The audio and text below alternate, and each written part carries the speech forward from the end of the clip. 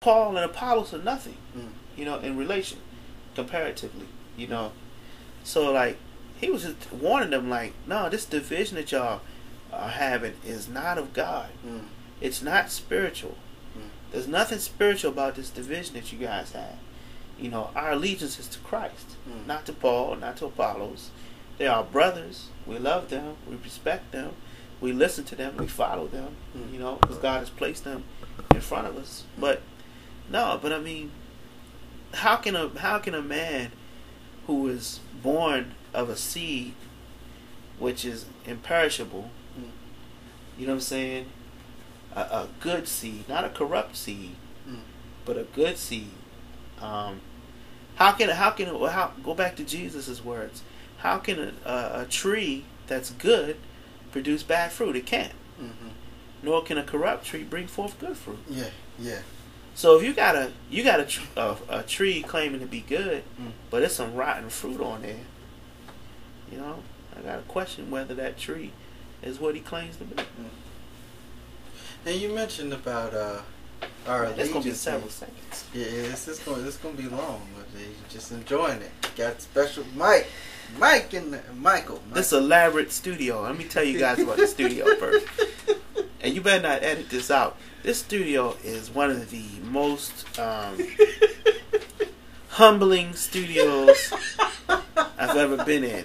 And I know you're probably picturing, man, this must be one awesome studio. I mean, it's pretty awesome. It's got boards over there. I'm still looking for the microphone. I'm not sure.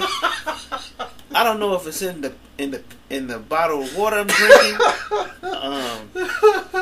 I can't find the mic. He says there's one here, and I can look and see the levels going up on the recording, but I have no clue. Maybe it's in the bicycle behind me. I don't know where it's in. But it's obvious that this brother is into some covert operations, and he has some spy capabilities. Because I can't see the mic. No, I'm just kidding. Okay, I'm having fun. Yeah, no, that's good. But you mentioned our allegiance is to Christ. Yes.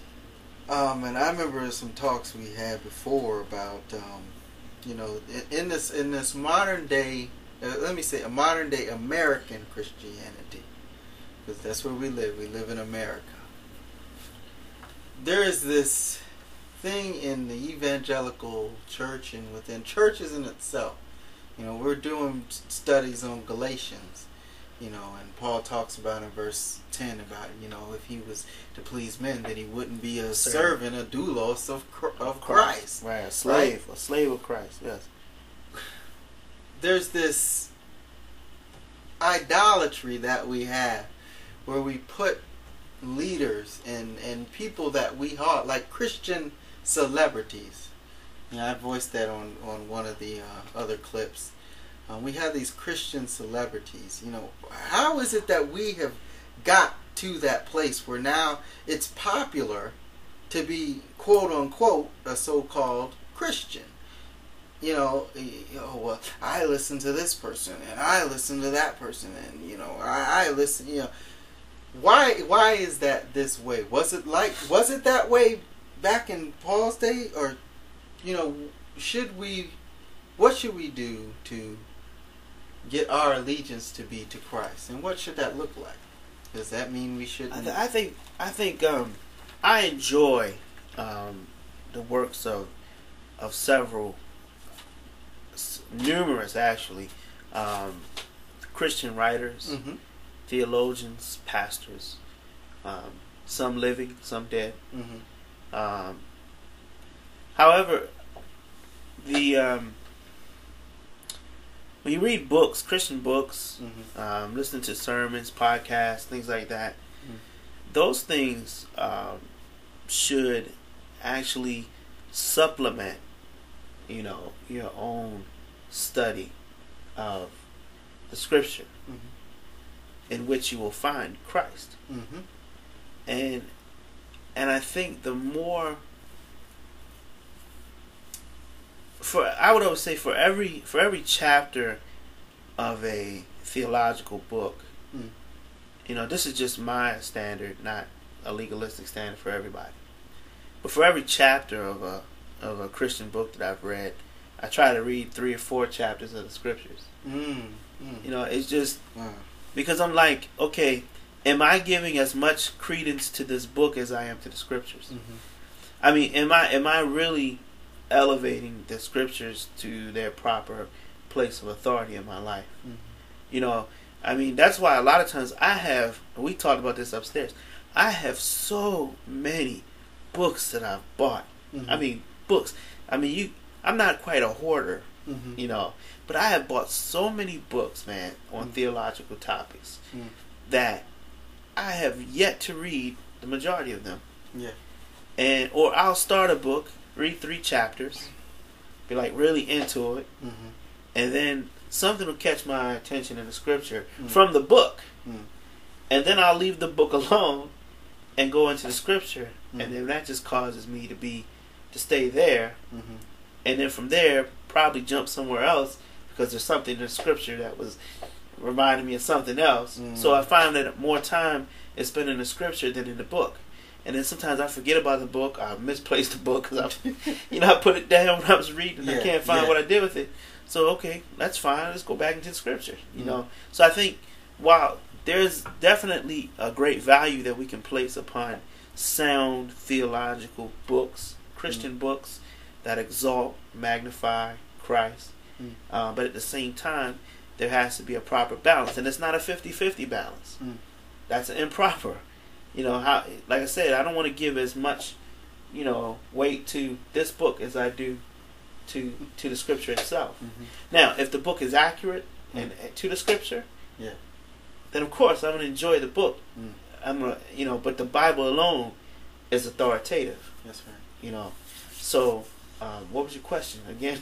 You pretty much answered that. Well, I was asking also too about the famous Christian celebrities. Yes. Like Christian celebrities. I think a lot of that, a lot of the culture that we see, I think some of it falls on the preacher or pastor himself.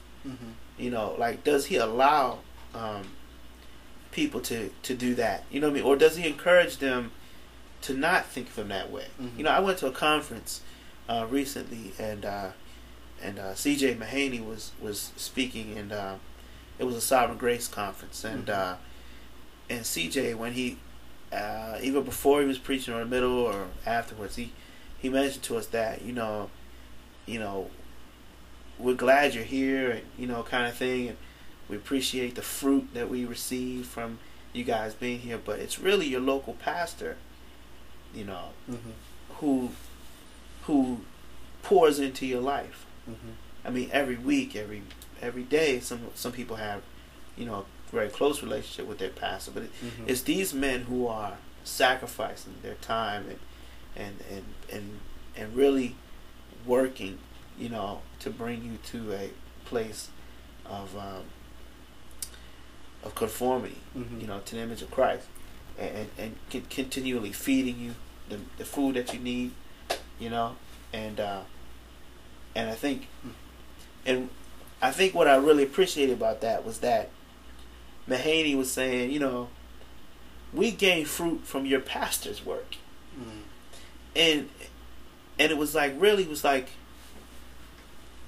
we aren't, in a sense, we aren't as important as your pastors at home, you know, and to me, it was a real example of humility that